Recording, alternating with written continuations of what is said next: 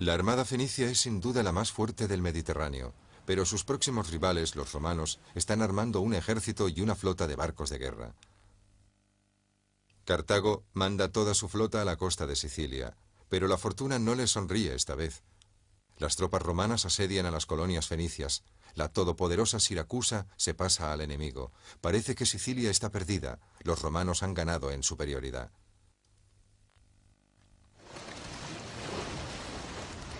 En el año 241 a.C., dos poderosas flotas se enfrentan ante la costa de Sicilia. 120 barcos con al menos 3.000 hombres acechan la costa. La tensión es insoportable. Después de años de prácticas, ha llegado el momento de que la tripulación demuestre su capacidad. Un paso en falso puede significar la derrota. Como siempre, los fenicios intentan maniobrar entre los barcos enemigos y atacarlos por detrás. Pero los romanos han construido unas tablas de abordaje y transforman el océano en un campo de batalla para la infantería. El triunfo es para Roma. Cartago se ve obligada a abandonar Sicilia y pierde toda su flota. 33 años después, Aníbal vuelve a declarar la guerra. Al principio, los romanos no se lo toman en serio. Tiene la intención de usar una tropa especial de 37 elefantes de batalla para asegurar la victoria.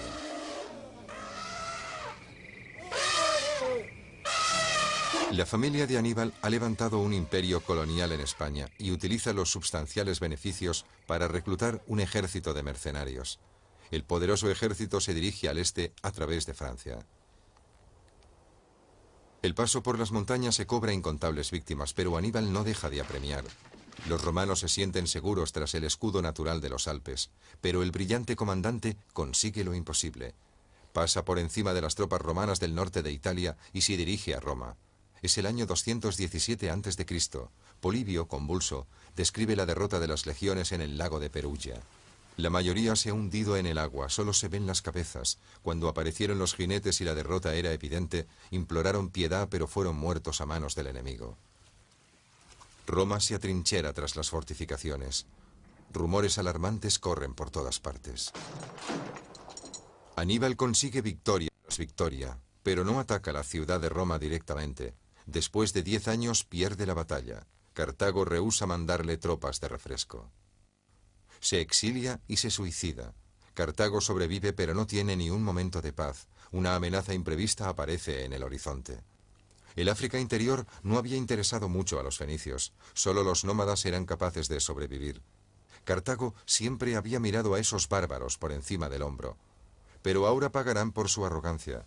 Los guerreros montados del rey africano Masinisas aparecen de repente desde el desierto y rodean las montañas.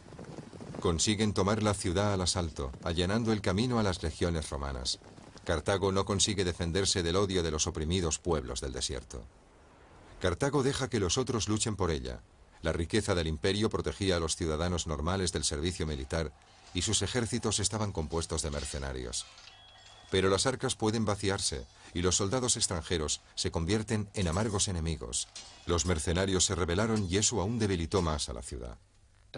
Cartago tuvo que enfrentarse a Roma en 3 guerras a lo largo de 48 años. Perdió toda su flota en la primera guerra, las colonias europeas en la segunda y en la tercera dejó de existir. ¿Por qué Roma se alzó con la victoria? Cartago deliberó. Cartago persiguió sus propios intereses y a veces apostó peligrosamente. Por su parte, Roma tenía una meta. Un estado militar en el que cada ciudadano tenía un deber que cumplir. Aun cuando estaba amenazada por la derrota, Roma jamás se rindió, ni cedió. Y si Roma negociaba, era únicamente como vencedora. Cartago codiciaba los beneficios del comercio global de la época. Roma solo quería poder en un imperio cada vez mayor. Para Roma, este triunfo representa el comienzo de una nueva era. Los mandos militares ganaron en influencia, el poder de la asamblea pública cada vez era más restringido, y pronto un emperador semidios tomó el poder en el cada vez más poderoso imperio romano. Polibio no tuvo que mentir en su informe. Roma disfrutó de una victoria total. Para Cartago la derrota fue absoluta. Los otrora inexpugnables almacenes se desmoronaron. Después de la derrota, la región no era más que uno de los límites de otro imperio, y sus riquezas llenaron las despensas de Roma, el nuevo centro del universo. La confortable vida de la nobleza en sus fincas era cosa del pasado.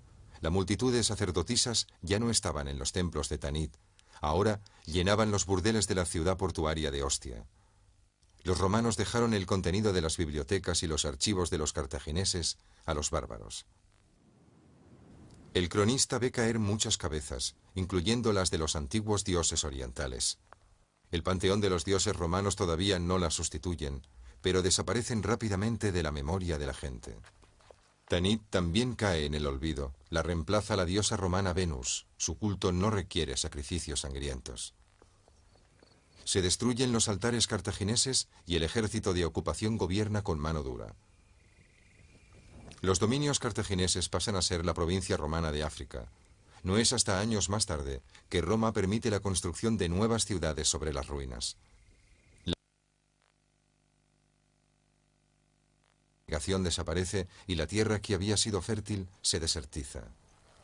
Los pocos mercenarios que quedaron volvieron a sus casas en tierras lejanas. Las caravanas de comerciantes, otrora cargadas de riquezas, eran cosa del pasado. Casi no quedan asentamientos fenicios poblados.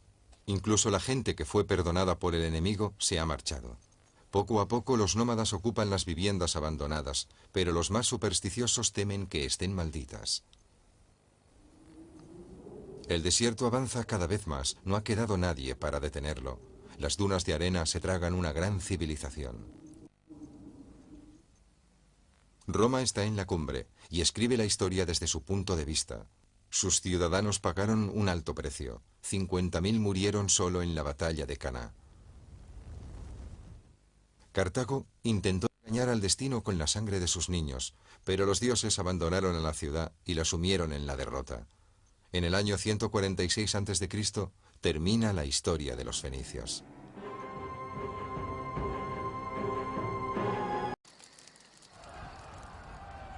El despreciable malvado no tuvo piedad alguna. Los legionarios se libraron a la quema y al pillaje noche y día. Centenares de miles fueron asesinados o tomados como esclavos.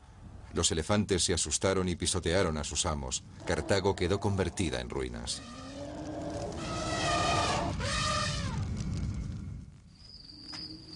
En el año 146 a.C., el historiador Polibio visitó las ruinas de una ciudad que había padecido una destrucción como ninguna otra antes. Los senadores de Roma le habían confiado una difícil misión.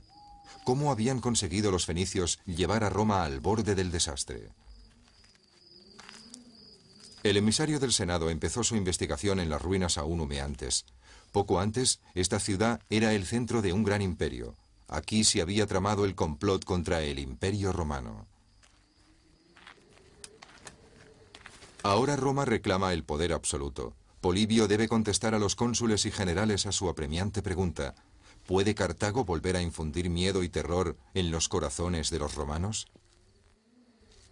En las catacumbas de la ciudad, el investigador descubre los sarcófagos de los nobles fenicios.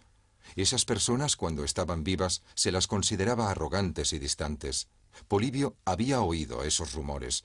También se decía que eran adustos y sus gobernantes despóticos, según contaban los griegos. Absolutamente todos los restos de lo que los cartagineses habían escrito sobre ellos mismos se había destruido. ¿Cómo podía Polibio aclarar el misterio que los envolvía? El hogar de los fenicios está muy lejos, en la costa del Líbano, en la antigua tierra de Canaán, la fuente de la luz. Los primeros templos aparecieron en esa estrecha franja de tierra de la costa mediterránea. Estaban hechos a imagen de otros de lugares tan lejanos como Mesopotamia y Egipto. Ante los obeliscos quizás había altares dedicados a dioses desconocidos para nosotros. Los arqueólogos encontraron esas estatuas doradas escondidas. Son ofrendas de sacrificios. Las tumbas de los reyes se ocultaban en las profundidades de las cavernas. Cada nuevo descubrimiento lleva a un misterio nuevo. ¿Qué representa esta enigmática imagen? ¿Un guardián divino para el viaje al más allá? Los tesoros encontrados en las tumbas llevan el sello del faraón egipcio Ramsés. ¿Cómo llegó desde Egipto hasta aquí? Los restos de los gobernantes legendarios fueron depositados en un sólido sarcófago de piedra. La Biblia se refiere a ellos con desdén. Los profetas del Antiguo Testamento acusan a sus vecinos los fenicios de inmorales y de afante grandeza. ¿Era cierto? Este relieve muestra a una mujer en duelo o una mujer ligera de ropa bailando en la cámara sepulcral. ¿Cómo podía el investigador romano formarse una opinión imparcial sobre ese pueblo cuando todas las referencias procedían del mismo lado? ¿Realmente los fenicios eran tan malvados y depravados? No tenían muchos amigos, pero incluso sus enemigos no podían evitar sentirse fascinados por sus costumbres festivas y por los ritos de sus templos. El famoso historiador Heródoto aseguraba que procedían del Golfo Pérsico.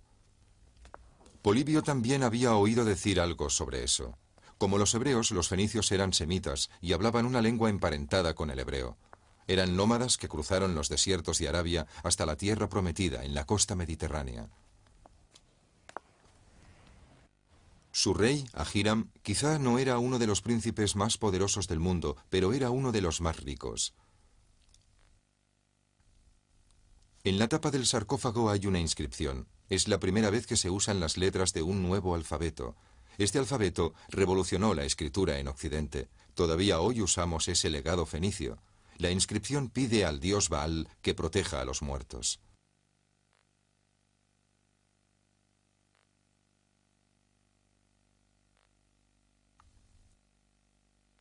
Baal es un dios cruel, según la Biblia, un dios asesino.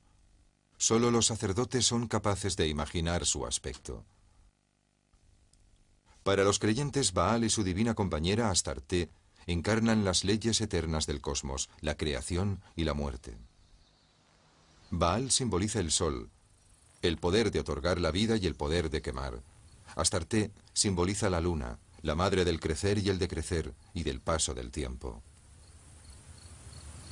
El rey de Sidón tiene un templo levantado en su honor. Los misterios envuelven el sólido trono de piedra. ¿Es aquí donde la gente bailaba alrededor del ternero de oro como se describe en la Biblia?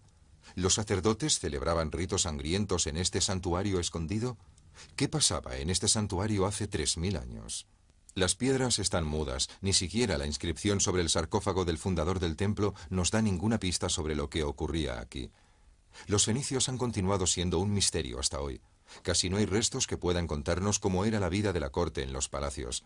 Las imágenes de las pocas piezas de arte que se han conservado son ambiguas. ¿Son sacerdotes celebrando un rito funerario por su gobernante? ¿O es un rey vivo que recibe a los emisarios de Babilonia o de Egipto? El estudio de las antiguas civilizaciones del Nilo quizás nos dé la respuesta. Durante mucho tiempo el reino de los faraones fue el más poderoso del Próximo Oriente, el protector de las ciudades-estado del Líbano. La gran actividad comercial sentó las relaciones entre las dos tierras. Los fenicios aprendían de sus vecinos del sur y construían los altares a los dioses egipcios. La construcción de los templos en Egipto dependía de algunos materiales raros procedentes del Líbano, especialmente los sólidos troncos de cedro que necesitaban los sacerdotes para construir sus colosales complejos en torno a los templos. En algunos escritos antiguos se nombra a los fenicios como Fenchu, que significa carpintero. Los reyes del Líbano querían ser enterrados en sarcófagos con forma humana, como los de los faraones, y se usaban hechizos mágicos y otros signos para protegerlos del más allá. Durante siglos hubo paz entre Egipto y Líbano. Nunca faltaba madera de cedro para los altares de las divinidades. De repente, todo cambió. Algunas cartas del archivo del faraón Akenatón cuentan que los fenicios quisieron engañar a sus poderosos vecinos.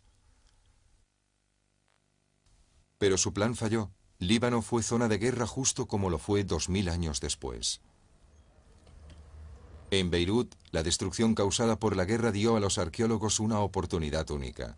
Los edificios de la ciudad destruida no podían reconstruirse, de manera que los investigadores fueron allí con los picos y las palas.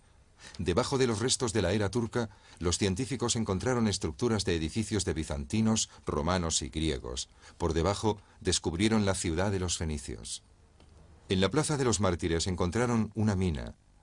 Bajo el asfalto destruido surgieron restos de calles y cimientos de edificios de unos 4000 años de antigüedad.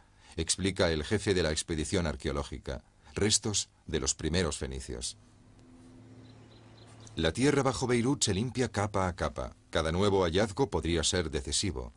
Tesoros de las tumbas, joyas de oro o una importante inscripción que descubra qué tipo de pueblo vivía aquí y cómo llamaban a su ciudad. Hasta ahora solo conocemos los nombres griegos de las ciudades fenicias, lo mismo que la denominación fenicios.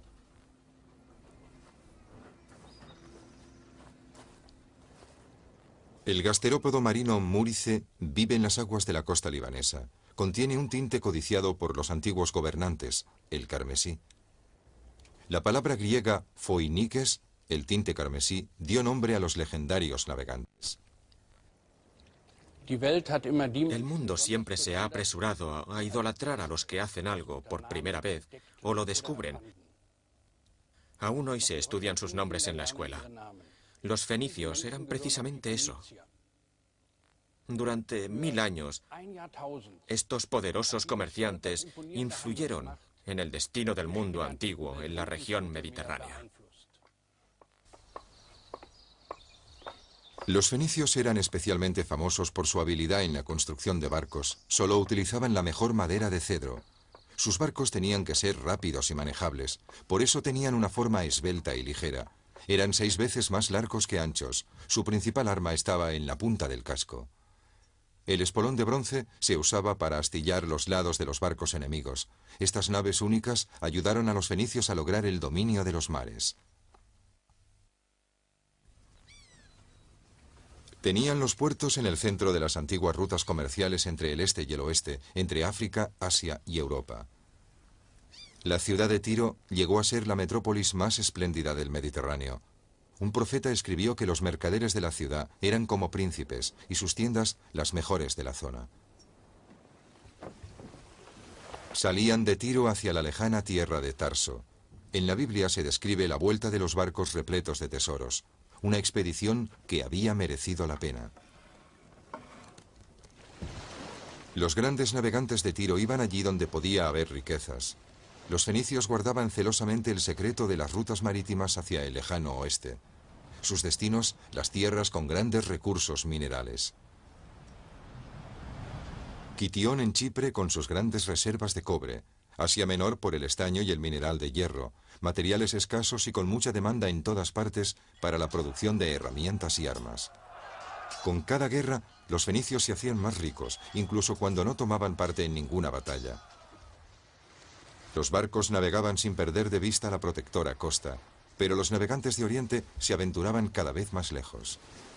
Creen en su habilidad como navegantes y en la sed de los pueblos por las cosas nuevas. Polibio descubrió a través de su famoso predecesor, Herodoto, que los fenicios encendían fogatas en las playas para atraer a los nativos. Entonces mostraban sus mercancías ya preparadas en ánforas como estas. Intercambiaban sus bienes por oro y esclavos. Los comerciantes de Tiro, Sidón y Biblos hacían buenos negocios. Las mujeres griegas también esperaban ansiosamente los lujosos productos orientales.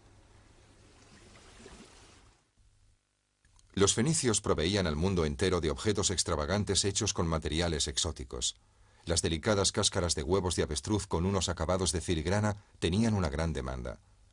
Exquisitas piezas artísticas de marfil de estilo egipcio para decorar los aposentos del rey. Polibio estudió la obra de Homero. En la Odisea describe una cama exquisitamente diseñada, cubierta con esculturas de marfil de incalculable valor, digna de unos reyes griegos. La descripción de Homero no era fruto de su imaginación. Los arqueólogos descubrieron una cama como esa en las tumbas reales en Salamis, Chipre. Esta obra de arte, creada por los maestros fenicios, está expuesta en el Museo Nacional de Nicosia. Un friso magníficamente trabajado con fantásticas figuras aladas. Tiene un estilo internacional, altamente apreciado en esa época y que encuentra muchos compradores. Incluso los faraones del Nilo dependen cada vez más de las importaciones del Líbano. Los entierros no se pueden llevar a cabo sin su aceite de cedro. La vida espiritual de todo un pueblo está amenazada, porque no hay vida posible en el más allá sin embalsamamiento. Al menos eso es lo que creían los egipcios. La madera de cedro también es indispensable para la construcción de los sarcófagos. Cuando se cortaba el suministro, todo el culto a la muerte corría peligro. Para evitar un desastre, mandan un sacerdote a una misión.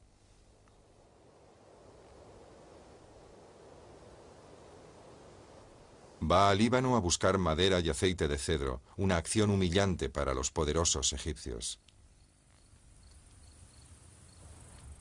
Los griegos y los egipcios valoran los tesoros que obtienen de ellos, pero no aprecian mucho a los fenicios. En sus escritos, Homero maldice a los comerciantes del este, calificándolos de canallas mentirosos de espantosa nariz. Dice que allí donde se encuentran sus barcos, nadie está a salvo de esos corruptos orientales. Palabras gruesas. Parece la expresión de la envidia del gran escritor hacia esos extranjeros. Homero sin duda se muestra desagradecido, considerando que él mismo usa el alfabeto fenicio para escribir los textos griegos. A pesar de su habilidad como navegantes, el mar Mediterráneo amenaza constantemente a los frágiles navíos de madera. Por eso solo navegan de día. Los fenicios fundaron su primer puesto fronterizo en Útica, en la costa norteafricana, en el actual Túnez, pero fue otra ciudad la que consiguió fama mundial, Cartago. No sabemos cuándo fue fundada Cartago exactamente. La leyenda cuenta que fue en el año 814 a.C. Se dice que en esa época la princesa Elisa de Tiro se marchó al norte de África huyendo de su hermano asesino, Pigmalión, y allí fundó Cartago. La razón histórica, más verosímil, es el ataque de los asirios a los ricos puertos fenicios en Líbano. Los fenicios no eran guerreros. Preferían pactar, pero cuando las cosas se ponían feas, se trasladaban, en este caso. Por encima de la costa de Túnez se eleva una sólida fortaleza. Los fenicios la fortificaron tanto que ha durado 2000 años.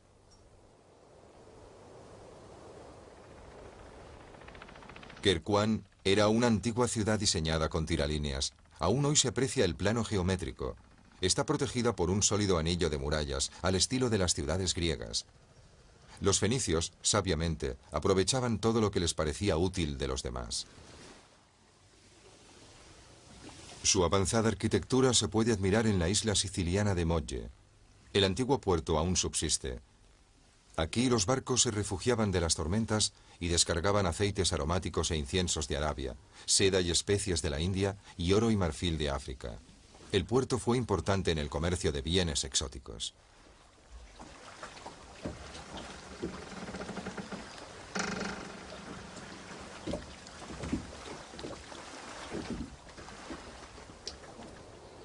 Polibio estudia admirado la inventiva con que los cartagineses diseñaban sus antiguas ciudades coloniales. Incluso después de su destrucción, se aprecia lo bien protegida que estuvo contra los ataques durante siglos. Aquí, una pesada puerta protegía la entrada a Mogge. Aunque los griegos habían sido sus grandes rivales antes que los romanos, como artistas eran bien recibidos en las calles de Mogge. Este joven es una obra de arte admirable. Los ricos comerciantes navales la encargaron a un escultor griego, pero la forma en que está plegada la túnica proclama orgullosamente: es un fenicio.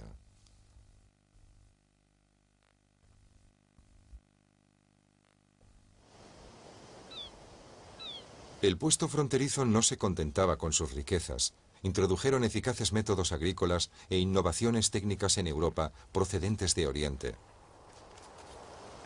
Las salinas de la costa de Sicilia tienen su origen en esta época. Aún hoy se recoge la sal.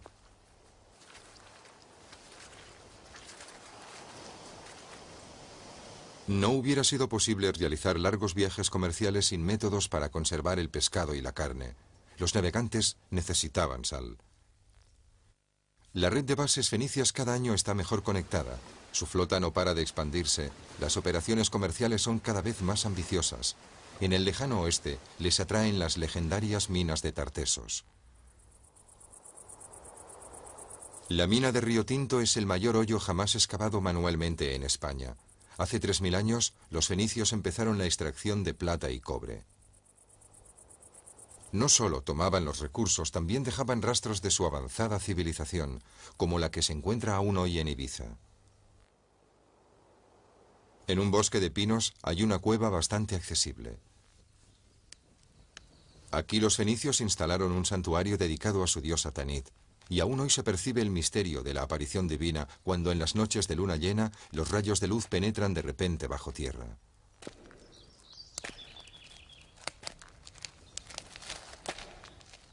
Solo podemos imaginar el tipo de ritos que se llevaban a cabo en esta cueva iluminada tan tenuamente. Los investigadores han encontrado estatuillas de dioses y otros objetos de culto en los nichos de piedra y en los hoyos para los sacrificios. Incontables generaciones de creyentes han peregrinado hasta aquí sin interrupción hasta nuestros días. En Ibiza, mucho después de la destrucción de Cartago, la diosa fenicia continúa siendo venerada, pero los ciudadanos romanos no entendían esta clase de divinidad tan contradictoria. Para los cartagineses, Tanit era a la vez la amante y la madre diosa. Las vestales romanas se hubieran ruborizado solo con pensarlo. Servían a sus dioses a través de la castidad. Los sacerdotes de Tanit, por el contrario, fomentaban la prostitución en el templo y se enriquecían con las ganancias del amor. Los restos fenicios no se limitan a esta remota cueva. Ibiza está unida a la historia de Oriente como si tuviera un cordón umbilical. Aquí también encontramos extensas salinas que prueban la existencia de la antigua ciudad. Se ha construido encima de las antiguas murallas, pero la roca ha sido perforada para construir antiguos sepulcros. El nombre de Ibiza procede de la palabra Aiboshim. Es el nombre que las gentes de Cartago le dan a la isla de Ibiza cuando se instalan en nuestra isla. Significa islas del dios Bes, recogiendo con este nombre Ibiza y a Formentera. ¿Por qué el dios Bes? Porque Ibiza carece de serpientes, alacranes y escorpiones, y precisamente por eso lo pusieron bajo su protección a la isla de Ibiza. Esta canción ha sonado muy extraña a los oídos de muchos etnólogos. Suena como si fuera de otro tiempo y otro lugar. Dicen que es una canción fenicia.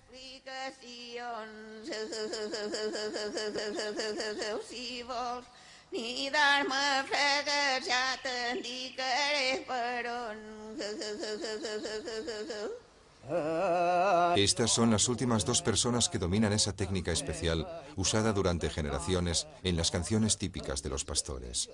La muerte marca el final de una larga herencia cultural en esta isla que se remonta a 2500 años.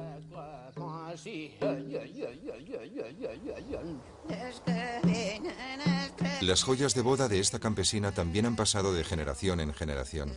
Se han encontrado joyas similares en tumbas de princesas ibéricas, obra de artesanos fenicios.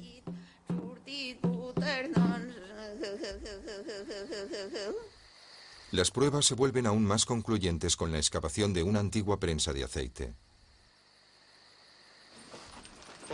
Los olivos salvajes de la isla fueron mejorados con injertos por los fenicios.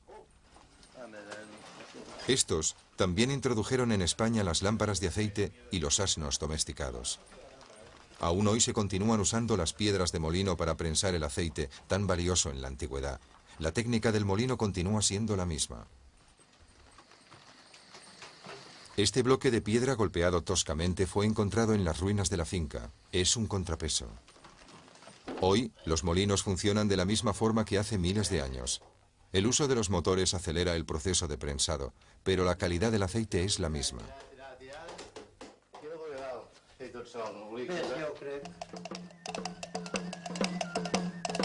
Los bailes populares de Ibiza también tienen reminiscencias de las lejanas tierras de Canaán y Cartago. Las bailarinas danzan en círculo incesantemente alrededor de los compañeros masculinos, como la luna alrededor del sol. Se dice que es una danza circular alrededor del templo para honrar a la diosa de la luna Astarte y al dios sol Baal. ¿Puede esto llevarnos a una sorprendente conclusión? ¿Los fenicios sabían que los planetas se movían alrededor del sol? Las pruebas científicas muestran que hay una estrecha relación entre los agricultores ibicencos y los actuales palestinos. Esta conclusión es el resultado de una investigación llevada a cabo por la Universidad de las Islas Baleares. Ya no es desencaminado hablar de la sangre fenicia que corre por las venas de los ibicencos.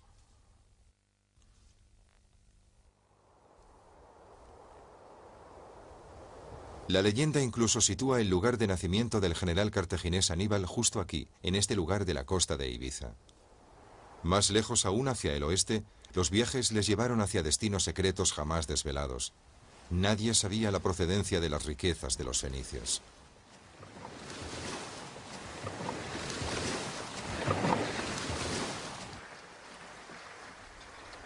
Al otro lado del estrecho, entre España y Marruecos, está el océano. En el año 480 a.C., los cartagineses bloqueaban el paso a los barcos enemigos. Ese era el punto de partida hacia la peligrosa ruta a Bretaña, el país del estaño y a las fabulosas islas del océano. Los fenicios denominaban el actual estrecho de Gibraltar las columnas de Melkart. A ambos lados del estrecho fundaron templos al dios de la ciudad de Tiro, una espina para todos sus rivales. Polibio encontró pruebas de ello en los archivos del Senado romano. El odio de Roma hacia Cartago empezó a crecer.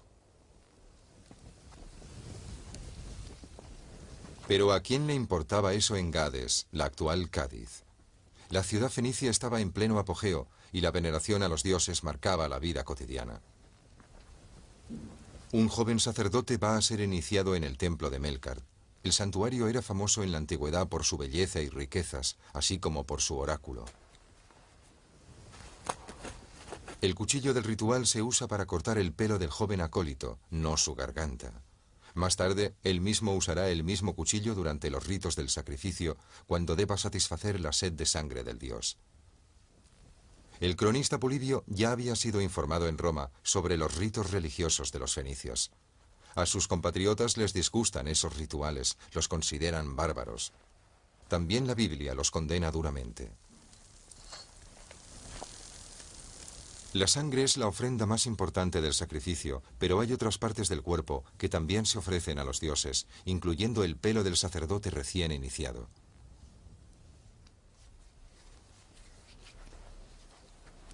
En los templos de las diosas Astarte y Tanit, las sacerdotisas practican la prostitución sagrada. Heródoto escribe que en Babilonia y en Chipre, todas las mujeres deben pasar por este ritual al menos una vez en su vida. Esperar en el santuario de la diosa hasta que un extraño requiere sus servicios, dejando luego en los cofres del templo el pago por los servicios recibidos. 80 años después de la caída de Troya. Es el momento en que parece que los navegantes de Tiro fundaron la ciudad de Cádiz en el sur de España. Está bien protegida en una isla en el más remoto rincón del globo, así es como la describen los historiadores romanos. Un asentamiento muy inteligente, porque significa que los fenicios ahora controlaban los dos extremos del Mediterráneo. Gades se convierte en la base de operaciones de las cada vez más audaces expediciones. 2000 años más tarde, unos navegantes portugueses dirigen sus carabelas hacia Lisboa.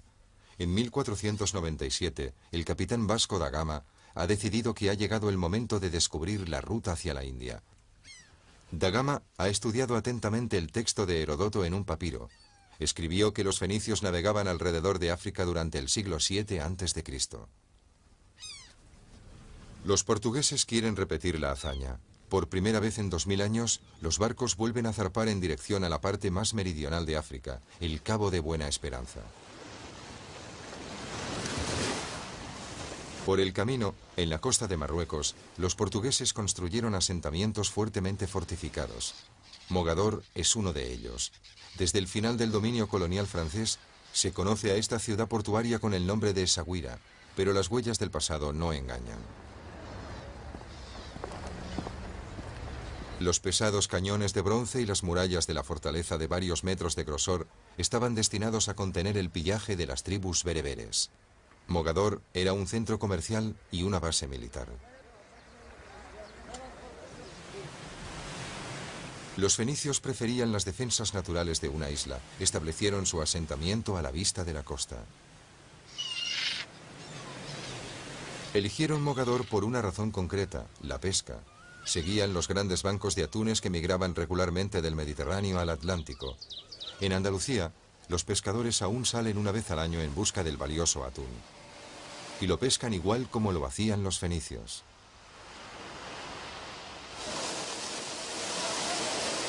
Se atraen los peces hacia grandes redes y se les rodea.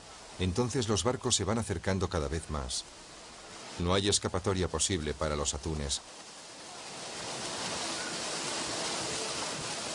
Pero esas grandes capturas eran problemáticas en el mundo antiguo, especialmente en el cálido sur. ¿Cómo podían conservar el pescado para transportarlo lejos hasta los clientes?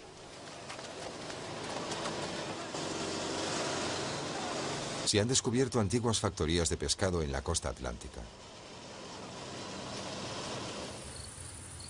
Los fenicios desarrollaron un método de conservación del pescado en grandes tanques y manipulado para fabricar un delicado manjar llamado garum por los romanos, puré de pescado muy salado que una vez envasado en las ánforas se transportaba a lugares tan lejanos como Persia o Germania. Hacia el año 500 a.C., Jano, un navegante fenicio, dirigía una gran flota de Marruecos hacia el sur. 60 barcos de 50 remos cada uno. Eso es lo que dice el diario de a bordo que se conserva. Habla de espeluznantes incendios y de hombres monos salvajes. Aparentemente los fenicios no sabían lo que era tener miedo, se orientaban con el sol y las estrellas. No sabemos si utilizaban instrumentos tales como el sextante o el compás. Pero igual que los portugueses, mantenían en absoluto secreto los detalles de las rutas marítimas y de los descubrimientos. El viaje de Jano fue una fantástica aventura que tenía a sus contemporáneos admirados e incrédulos. Después de sortear incontables deltas de ríos y violentas erupciones volcánicas, los barcos se dirigieron hacia el sur.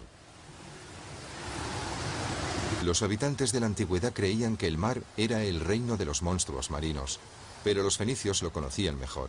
¿Es posible que descubrieran América 2000 años antes que Colón? Entre los dos continentes, en el Atlántico, se encuentra el archipiélago de las Azores. La remota isla de Corvo es un volcán dormido con un cráter aparentemente pacífico. Se dice que los escarpados acantilados sostenían una gran estatua con los brazos extendidos hacia el oeste.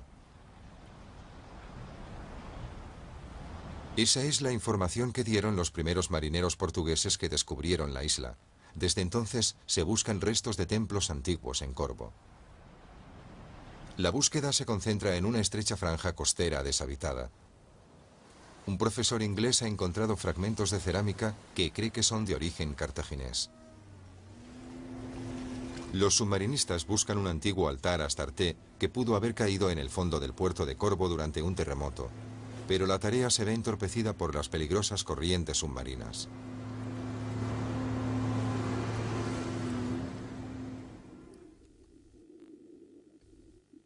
Sin embargo, en las aguas costeras de la isla de Terceira, los arqueólogos portugueses han hecho un gran descubrimiento. La bahía de Angra es un gran cementerio de barcos que han naufragado en distintos períodos.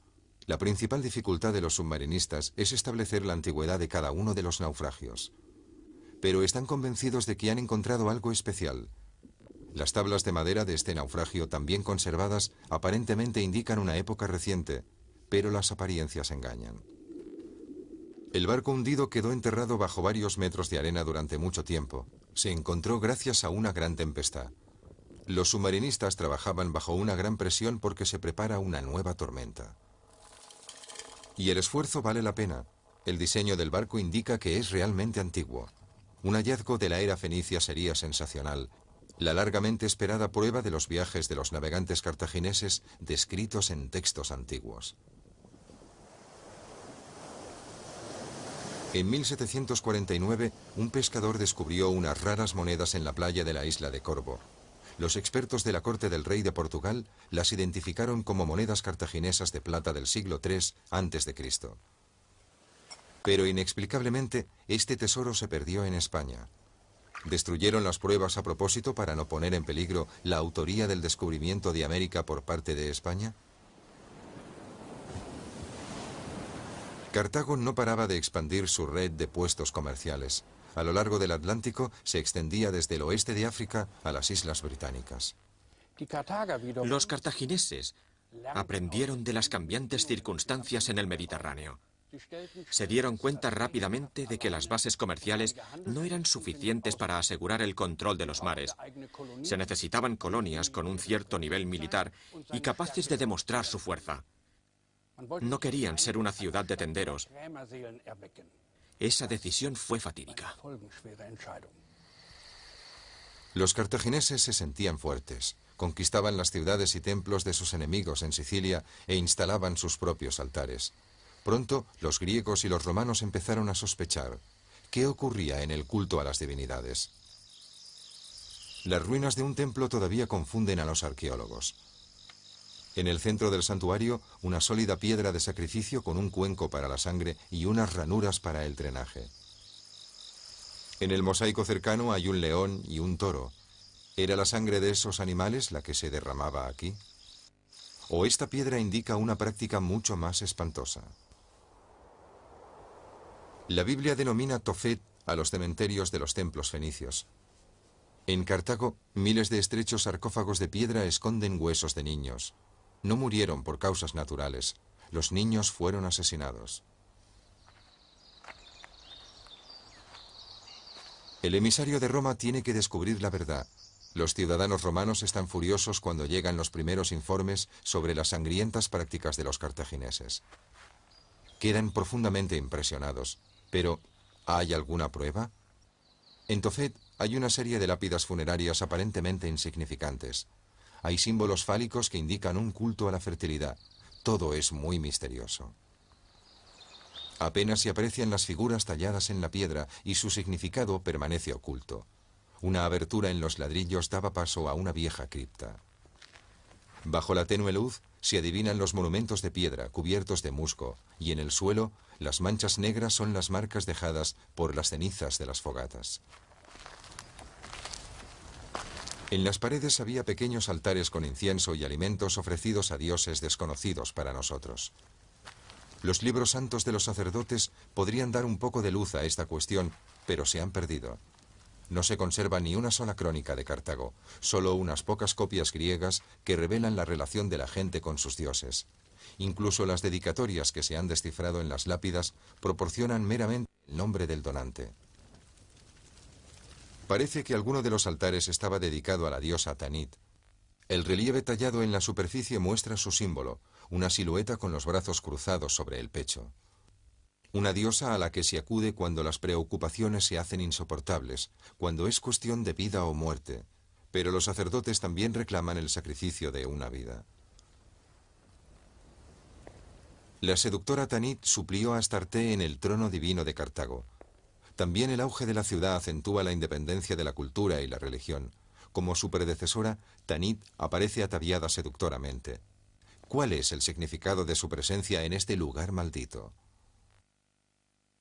Otra estela en Tofet da información más precisa. Un hombre, cuyo típico tocado identifica como sacerdote, lleva a un bebé. Parece una escena totalmente inocente, si no supiéramos que así es como los sacerdotes presentaban los sacrificios a la divinidad. Para los investigadores es una prueba irrefutable de que aquí se sacrificaban niños. Esto hace más creíble el testimonio de Polibio. El cruel ritual denunciado en la Biblia continúa practicándose en Cartago.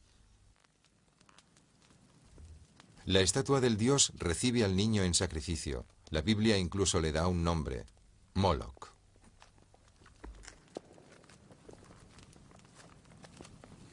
Son los hijos de las principales familias los que se traían ante la espeluznante estatua de bronce.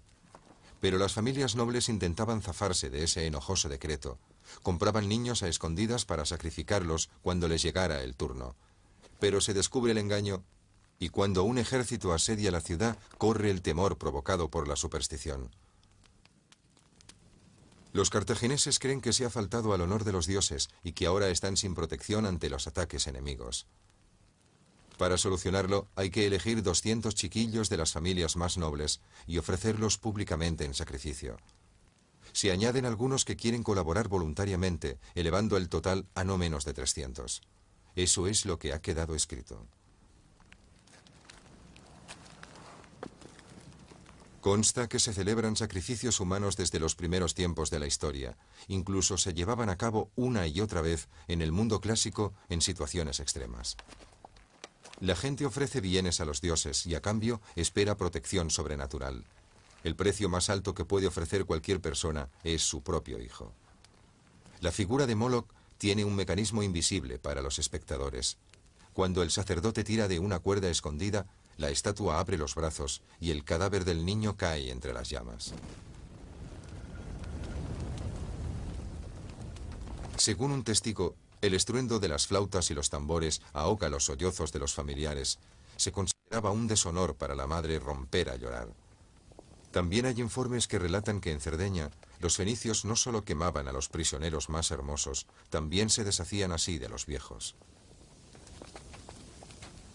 Incluso Moisés fue advertido por el dios hebreo sobre los ritos fenicios.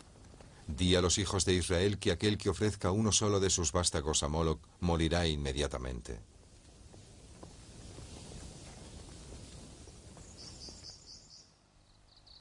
Hoy en día, ese lugar fatídico es prácticamente inidentificable. Las tropas romanas saquearon y arrasaron los templos y palacios. Nunca más los amenazarían desde ese lugar. No quedó nada de los ritos de los sacerdotes en los templos. Su semblante orgulloso fue reducido a polvo. Cuando los historiadores peinaron los escombros en busca de huellas del pasado, no encontraron apenas nada.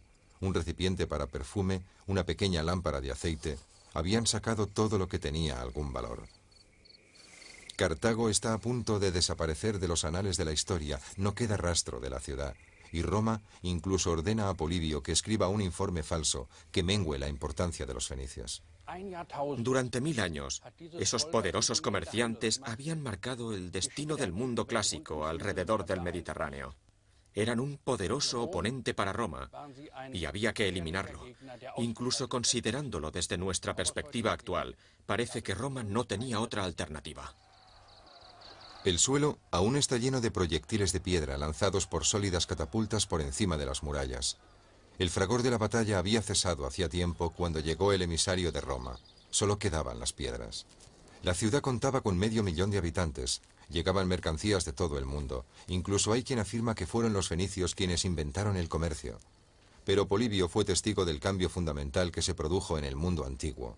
Desde entonces, la riqueza de Cartago no ha sido más que una leyenda. Antes de la Gran Guerra era una tierra de jardines floridos y fértiles plantaciones de frutales. Los ríos y canales irrigaban todos los rincones. Los elefantes de batalla aumentaron el gran ejército de mercenarios procedentes de muchos países distintos. Todo convergía en la capital del imperio cartaginés, incrementando su prosperidad.